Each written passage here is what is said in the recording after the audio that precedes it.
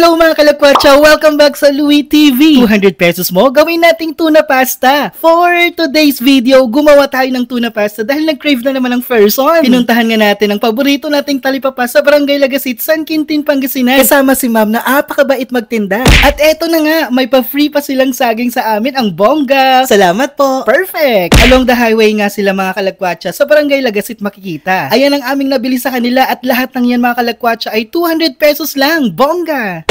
For the palambot na nga tayo dyan ng pasta para kasing lambot ko. Charot! Nilagyan natin ng mantika para hindi magdikit-dikit at asin pampalasa. At inilublob na nga natin siya. Ay, este ang pasta! Kayo ba mga kalakwatsa, ganyan din ba ang inyong technique sa pagluto ng pasta? Habang pinapalambot ang pasta ng 10 to 15 minutes, for the chop naman tayo ng kamatis at sibuyas. Syempre, habang nagluluto, ititikman ko na din ang saging na binigay ni ate. Saging na kasing sarap ng crush ko. Uy, grabe ba?